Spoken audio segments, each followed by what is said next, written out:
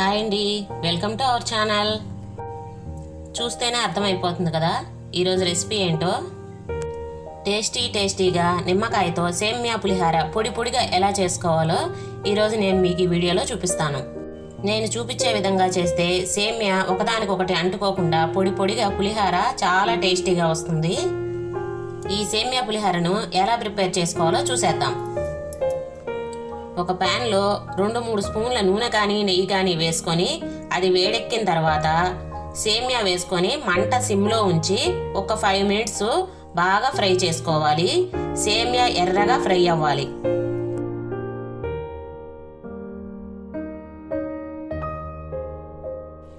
మధ్య మధ్యలో ఇలా కలుపుతూ మాడకుండా ఎర్రగా ఫ్రై చేసుకోవాలి. ఇలా సేమియాని ఫ్రై చేసుకునేటప్పుడు మంచి స్మెల్ వస్తుందండి.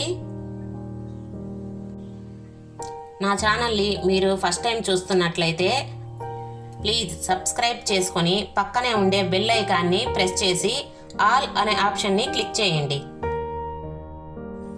సేమియాతో పులిహారే కాదండి, మనం పాయసము ఉప్మా కూడా చేసుకుంటాం కదా. ఏవి చేసుకున్నా ముందు సేమియాని ఇలా ఫ్రై చేసుకుంటే పొడి పొడిగా వస్తాయి, లేదంటే ముద్దగా అయిపోతుంది. చాలామంది సేమియా పాయసం చేసేటప్పుడు ఇలా సేమియాని వేయించకుండా పాయసం చేసేస్తారు. అది 1 గంట అయిన తర్వాత ముద్దగా అయిపోతుందండి. అందువల్ల సేమియాతో ఏ రెసిపీ చేసినా ముందు నూనె కానీ నెయ్యి కానీ వేసుకొని ఒక 5 మినిట్స్ సిమ్లో ఉంచి ఫ్రై చేసుకోవాలి సేమియాని. అప్పుడే మనం ఏది చేసినా టేస్టీగా వస్తుంది.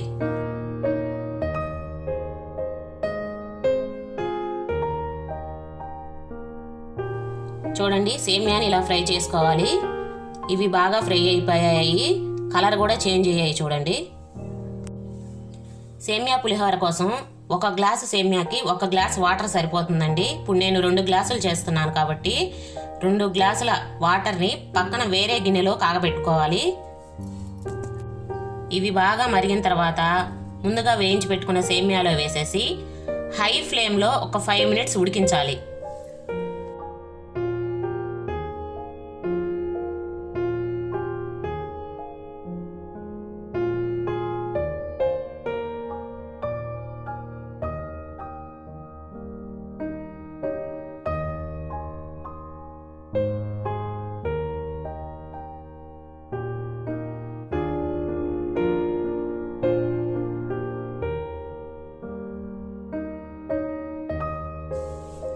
ఇలా 50-60% ఉడికిన తర్వాత మంటను సిమ్లో ఉంచి ఒక 5 మినిట్స్ మళ్ళీ ఉడికించాలి. అప్పుడే పొడి పొడిగా వస్తుంది.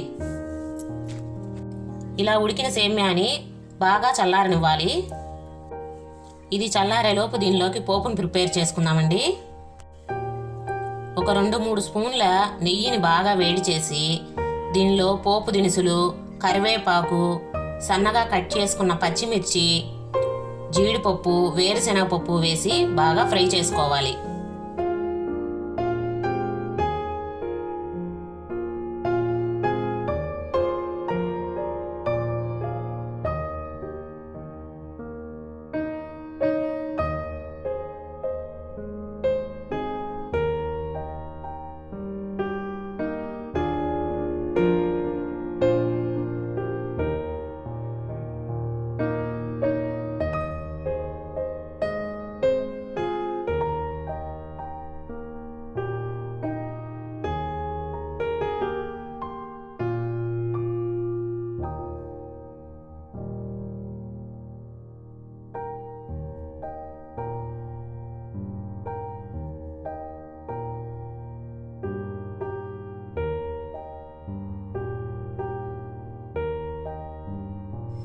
ఇవి ఎర్రగా ఫ్రై అయిన తర్వాత 1 స్పూన్ పసుపు కూడా వేసి ఒక 2 నిమిషాలు పసుపును కూడా వేయించాలి.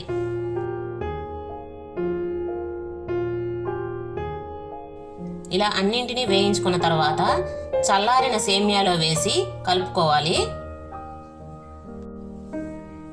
దీనిలోకి నేను ఒక 2 నిమ్మకాయలు రసం తీసి పెట్టాను, ఆ రసం వేస్తున్నాను. గింజలు తీసేసి వేసుకోవాలి.